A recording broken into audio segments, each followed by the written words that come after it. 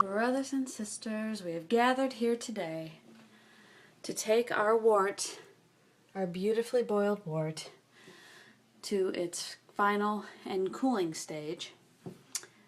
This is a very important stage because the quicker you cool your beer, the less likely bacteria is able to form in it.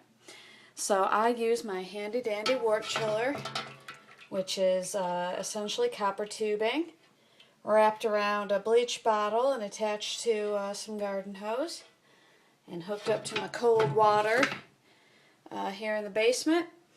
And what it does is runs cold water through your heated wort and cools it to a temperature suitable for pitching the yeast.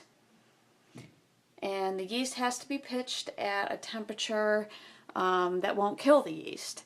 You want the yeast to stay alive. Staying alive, that's our theme here.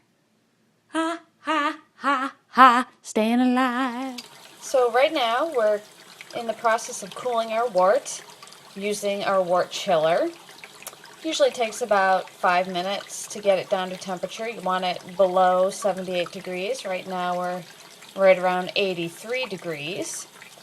And as soon as it gets down to temperature, we're going to pull the wort chiller out and transfer the wort to our fermenter where we can pitch the yeast. Amen and amen. Okie dokie, Smokey. So our wort is chilled and we're going to start transferring it to our glass fermenter, which we have sanitized earlier today. And essentially you just pour it on in there, being very careful because you've done lots of sampling.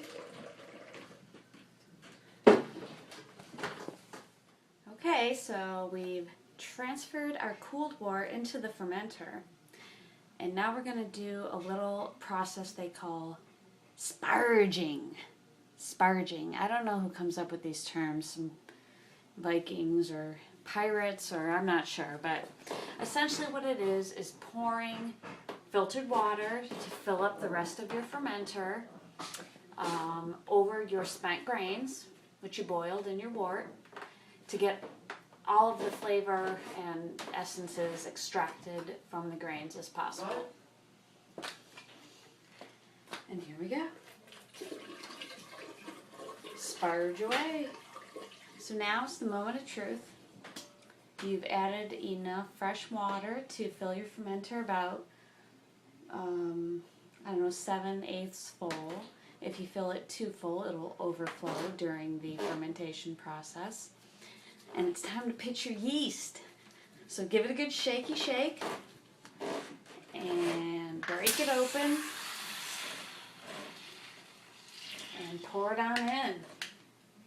Time's a wasting.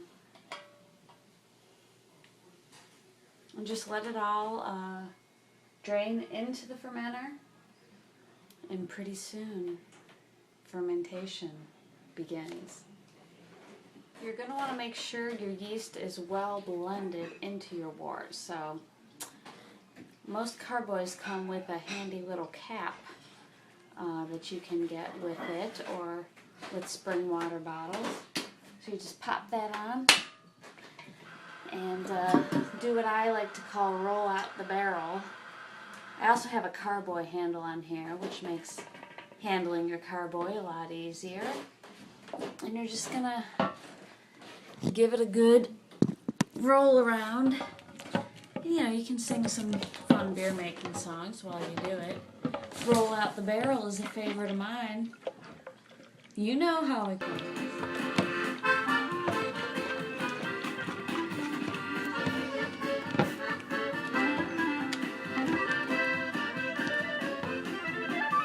Final stage. I know you're tired, but we're just about done.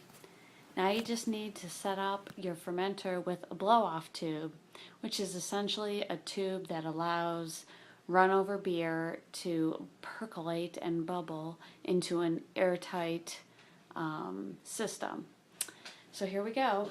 If little old me can lift this up, so can you. Okay, we're going to remove the cap. We've got our sanitized blow-off tube ready and waiting. I know, it's kind of an odd name, but it serves its purpose. You're going to run one end of the tube into your fermenter and the other end into a sanitized container of water, which provides an airtight system so that when the yeast starts bubbling away and fermentation happens, there's no air entering the system in order to cause contamination.